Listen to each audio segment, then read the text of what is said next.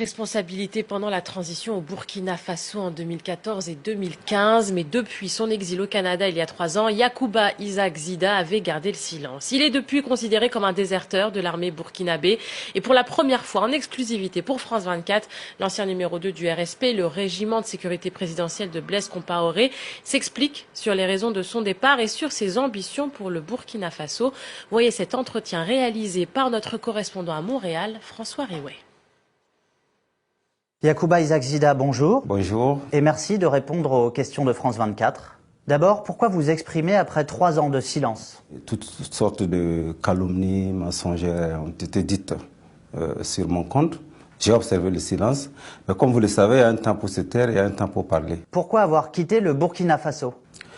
J'ai quitté le Burkina Faso dans un premier temps pour une permission auprès de ma famille ici au Canada. Mais pendant que j'étais en permission ici, il y a des informations que j'ai reçues qui, en tout cas, mettaient en cause ma sécurité et ma liberté. Donc, j'ai choisi de rester et de ne plus rentrer au Burkina Faso. Les autorités en place ont monté toute une cabale politico-judiciaire contre ma personne. Et donc, j'ai choisi de rester dans ce pays, le Canada, qui est un pays de droit. Vous avez fait l'objet d'une enquête de la Gendarmerie royale du Canada concernant des transactions financières suspectes. Qu'en est-il aujourd'hui? Pour ce qui me concerne, je n'ai jamais reçu ni un policier, ni un enquêteur de la gendarmerie pour me questionner sur ces faits. Vous n'êtes donc pas au courant d'une telle enquête? Non, non. Je n'ai aucun argent à blanchir au Canada, qui nécessite que je fasse l'objet d'une telle enquête. Vous avez eu un rôle important au sein de l'armée et du gouvernement de transition burkinabé en 2014 et 2015.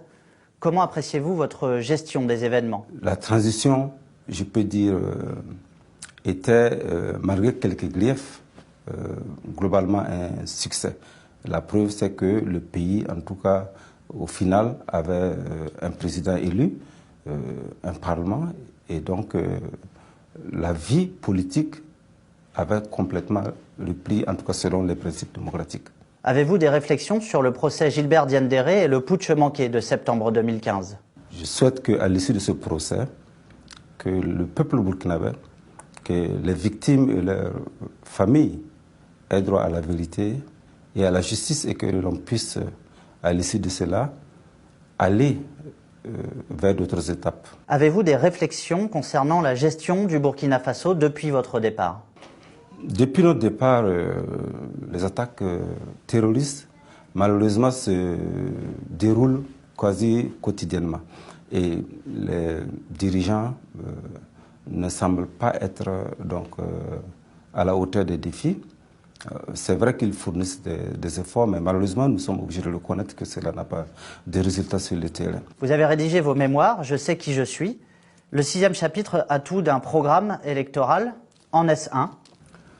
On va dire que ça peut, oui, être un programme politique, mais qui est ouvert, qui est à la disposition de qui veut bien s'en inspirer. Vous imaginez-vous un avenir politique au Burkina Faso? Je ne me suis pas encore prononcé sur une éventuelle candidature, mais je n'exclus pas la possibilité, effectivement, d'être candidat en 2020. Yacouba Isaac Zida, merci d'avoir répondu aux questions de France 24. C'est moi qui vous remercie.